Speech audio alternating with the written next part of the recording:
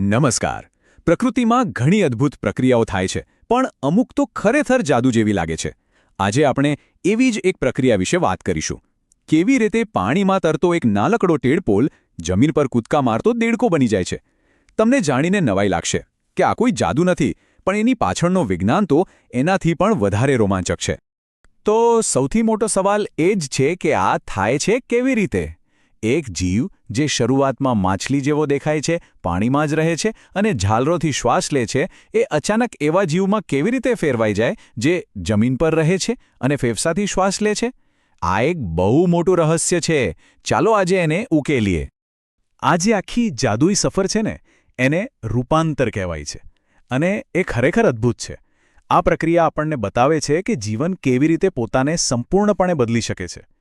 તો આ આખી કહાણીને સમજવા માટે આપણે એકદમ શરૂઆતથી શરૂ કરવું પડશે. આ બધું ક્યાંથી શરૂ થાય છે?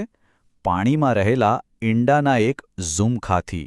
તો સૌથી પહેલાં માદા દેડકો પાણીમાં ઘણા બધા ઈંડા મૂકે છે અને જાણવા જેવી વાત એ છે કે આ સ્ટેજ પર હજી હોર્મોન્સનું કોઈ ખાસ કામ શરૂ નથી થયું. પછી થોડા સમયમાં જ એ ઈંડામાંથી બહાર આવે છે ટેડપોલ, જે દેખાવમાં અને રહેણીકરણીમાં બિલકુલ નાની માછલી જેવા જ હોય છે. હવે જરા અહીં ધ્યાન આપો.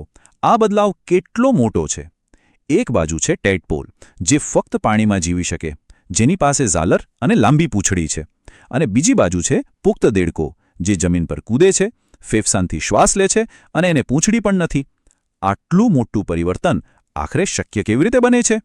વેલ, આ મોટા પરિવર્તન પાછળ કોઈ જાદુ નથી, પણ એક શક્તિશાળી કેમિકલ મેસેન્જર છે.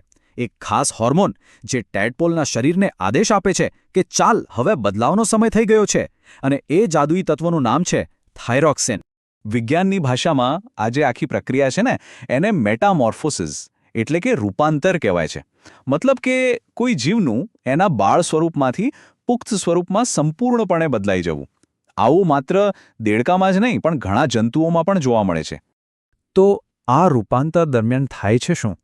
મુખ્ય 3 મોટા ફેરફાર થાય છે. 1. પાણીમાં શ્વાસ લેવા માટેની ઝાલરોની જગ્યાએ હવામાં શ્વાસ લેવા માટે ફેફસા વિકસે છે. 2. તરવા માટેની જે લાંબી પૂંછડી હતી એ ધીમે ધીમે શરીરમાં જ પાછી શોષાઈ જાય છે, ગાયબ. અને 3 અને સૌથી મહત્વનું, જમીન પર ચાલવા અને કૂદવા માટે મજબૂત પગ ઉગી નીકળે છે. પણ સવાલ એ છે કે આ બધા ફેરફારો કરવાનો ઓર્ડર કોણ આપે છે? આ બધા કમાન્ડ એક જ જગ્યાએથી આવે છે, એક પાવરફુલ હોર્મોનથી, અને એનું નામ છે થાઇરોક્સિન. આ જે રાસાયણિક ચાવી છે જે આખા રૂપાંતરનું તાળું ખોલે છે. હવે આ સિસ્ટમ કામ કેવી રીતે કરે છે? બહુ સરળ છે. મગજમાં એક માસ્ટર કંટ્રોલર ગ્રંથિ છે, જેનું નામ છે પિટ્યુટરી ગ્રંથિ. એ ગળામાં રહેલી થાઇરોઇડ ગ્રંથિને સિગ્નલ મોકલે છે. જેવું સિગ્નલ મળે, થાઇરોઇડ ગ્રંથિ તરત જ થાઇરોક્સિન બનાવવાનું શરૂ કરી દે છે.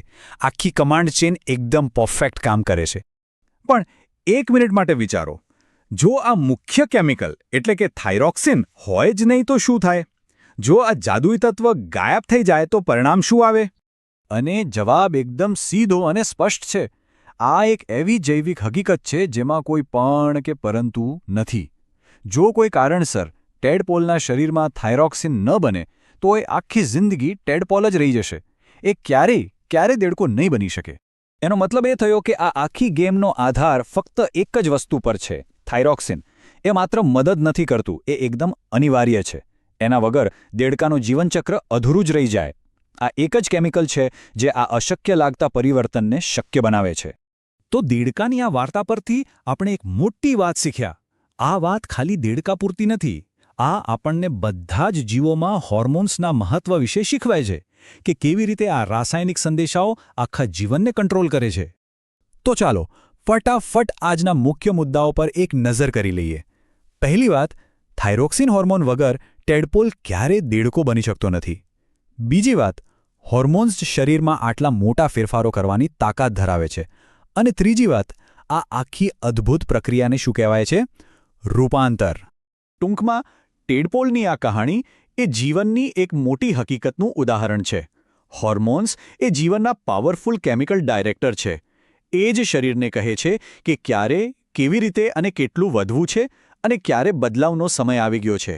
અને અંતે એક વિચારવા જેવો સવાલ, જે રીતે હોર્મોન્સ એક ટેડપોલને દેડકામાં ફેરવે છે, એ જ રીતે આપણા પોતાના શરીરમાં બાળપણથી લઈને પુખ્ત થવા સુધીની સફરમાં હોર્મોન્સ કેવા અદ્ભુત અને જબરદસ્ત ફેરફારો લાવે છે, આ વિશે વિચારવું ખરેખર રસપ્રદ છે, નહીં?